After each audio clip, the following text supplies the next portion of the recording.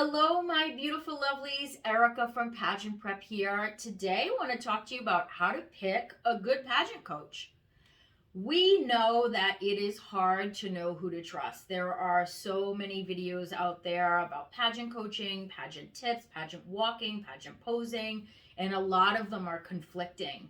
There are a ton of listings for pageant coaches on Pageant Planet, and it can be totally overwhelming. It's impossible to try out tons of coaches, first of all, because who has the time or the money for that? So you really do take a chance. So we're going to give you some tips on how to discern what ones might be better than others and might be a better fit. So here are some tips for choosing a coach once you're ready to make that commitment. You want to make sure that a coach doesn't make promises that they can fix everything in one session.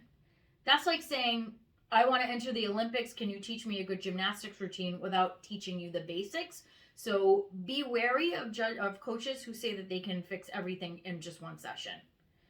A good coach should also respond to your inquiries professionally and promptly. If the coach doesn't respond to your initial request within a reasonable period of time, or you have problems getting them to respond, you're going to have those problems later on as well when time is running out. You do not want to be left high and dry with a coach who's unreliable and who doesn't respond to your needs quickly and effectively. A good coach should also have more than one coach on staff, just in case he or she is unavailable due to illness, vacation, other conflicts. So that way you have at least a backup or another coach that's willing to pick up where that other coach left off and continue your coaching in a consistent and effective way. You should also notice whether your coach has an easily accessible client list so that you can see and contact former clients to determine whether they had a good experience, whether they're happy, and whether they actually got the results that they were looking for.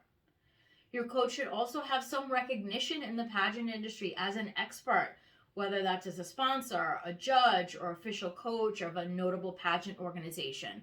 When an organization trusts a coach enough to coach their state winners and send them to nationals or the international competition, you know that they're very well regarded, and so you should take that into consideration. Your coach should also have a dedicated space for you to practice privately.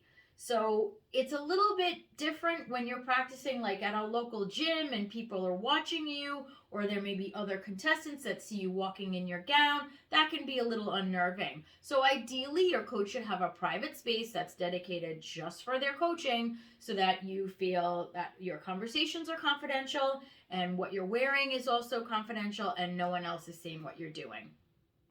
Lastly, if the coach doesn't impress you with her communications, then take that as a sign.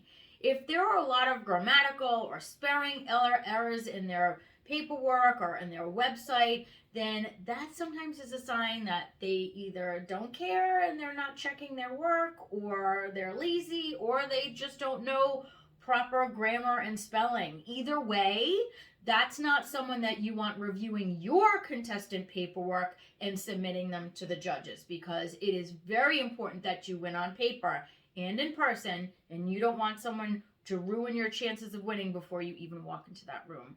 So grammar and spelling and their attention to detail is an important component.